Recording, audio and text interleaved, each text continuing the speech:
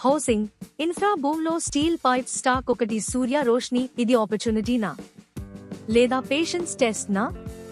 చూద్దాం. సూర్య రోష్ని ఒక mid cap company, steel pipes and lighting business. ప్రస్తుతం ప్రైస్ రూ. 276 నుండి రూ. 302 రేంజ్లో ఉంది.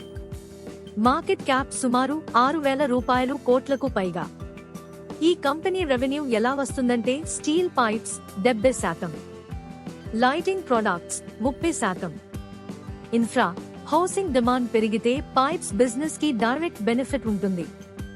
ఇప్పుడు నంబర్స్ చూద్దాం. Q2 FY26 రెవెన్యూ రూ. 1,845 కోట్లు, 20% గ్రోత్.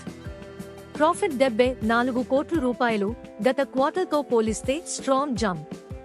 కానీ ఒక ఇంపార్టెంట్ పాయింట్, మార్జిన్స్ ఇంకా స్ట్రాంగ్ గా లేవు. ప్రాఫిట్ లో అదర్ ఇన్కమ్ కాంట్రిబ్యూషన్ ఉంది.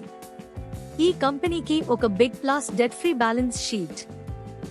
సుమారు 14 నుండి 15%, సుమారు 20%. డివిడెండ్ కూడా ఇస్తోంది.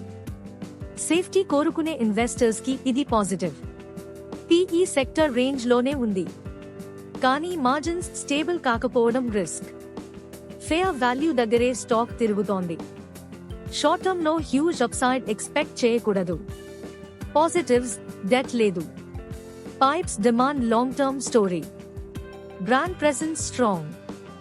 Risks, margins volatile. ప్రాఫిట్ లో అదర్ ఇన్కమ్ డిపెండెన్స్.